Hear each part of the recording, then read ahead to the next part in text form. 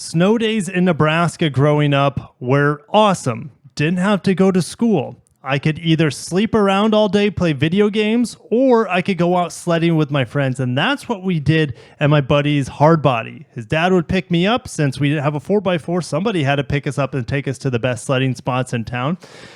So we would get into the Hardbody and I would pack into these jump seats in the back. So not only was it my first introduction into a 4x4, but I had jump seats that I squeezed into with full-on snow gear. I don't know how I fit back there. I guess I was a kid. But we could throw our sleds in the back in the bed. And then my buddy's dad had it with the 5-speed manual. Check this out. I know this is right-hand drive, but this is the same setup I saw in his pickup truck. Not only did you have the 4x4 selection to 2-wheel drive, to 4x4 on the left-hand side, which I thought was cool to have that lever in there.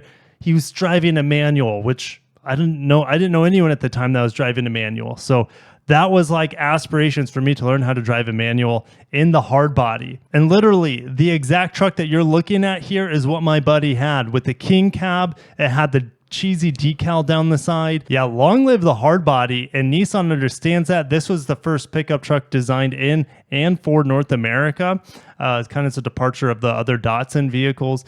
And this thing now is getting an homage with the 2024 Frontier Hardbody Edition. Let's get into it. Okay, so for 2024, the Hardbody starts with the well-equipped Crew Cab SV 4x4 featuring the 3-spoke heritage-style 17-inch alloy wheels that replicate the look on those of the original truck. Has all-terrain tires as well, aluminum skid plate, black over-fenders, black side rail, mud flaps, bed-mounted sport bar, which I call the Ute bar, black painted bumpers, mirrors, door handles, and grille. Completing the package, you also have black graphics that deliver the throwback cool with a large 4x4 logo on the front doors and a tailgate graphic that features a cutout Nissan logo replacing the truck's typical Nissan tailgate emblem. And I got good news. The 3.8 liter V6 with over 300 horse returns with a 9-speed auto. Love that combination. And we have a new SL grade. So it's a Crew Cab SL, which has premium features. But really, I mean, the Hardbody is the big takeaway for 2024. What is in my area for the Nissan Frontier? Well, I have 95 Pro 4Xs in my area that are starting to see price drops. I would take this over any current Tacoma. I dislike strongly the 6-speed automatic and the V6 combination in the Tacoma. I would take the Frontier over it every single time. It feels like it feels more like a 4Runner and how it's built and the solidness and the old school feel with the hydraulic steering. It feels more like a 4Runner than the Tacoma feels like a 4Runner, even though it's made by Nissan. So it feels excellent. It drives great, and it looks way better than the Tacoma, in my opinion, when they redesign the new Nissan Frontier.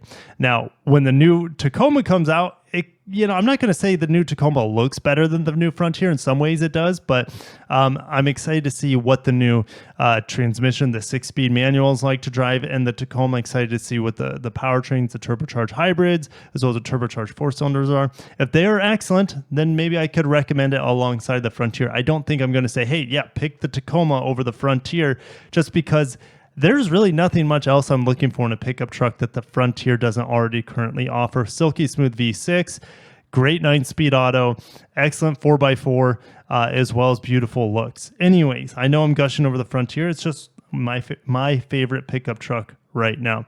All right, if we look at what's the cheapest ones we can find in my area, well, they're going to be rear-wheel drive, but let's see if we can type in, because, if I was getting this pickup truck, I would want 4-wheel drive, and look, the majority of them here down in Florida is rear-wheel drive. A lot of them are going to be fleet sales too, but a lot of them are going to be bought as landscaping trucks or pool trucks to put all the chemicals in the back, the pool nets, that sort of thing, the poles.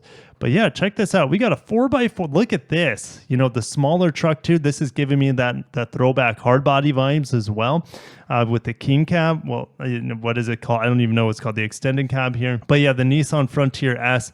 Here, I like the small wheels, the meaty tires, only $32,000. It's about $1,500.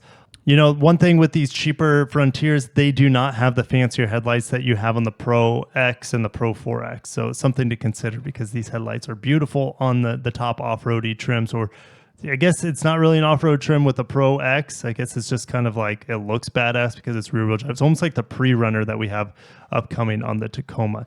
But anyways, I got into there. It's a big nostalgia grab for me. I'm happy to see Nissan giving some love of its successful, and I guess, just a fan favorite, a cult classic for automobile and truck enthusiasts here in North America. Long live the Hardbody. Long live the Hardbody Special Edition and the Frontier. And long live the V6. Yeah, the Hardbody had a V6, and you can get it with the 5-speed manual. That was sick. Anyways, shutting it down. Thank you guys for watching. Subscribe for more pickup truck news. As well, don't forget, I'm heading to Japan, so if Nissan shows anything cool off in Japan, I will be able to bring that to you guys as well here on the channel. Thanks for watching. Take care of yourselves. Have a great day, and peace.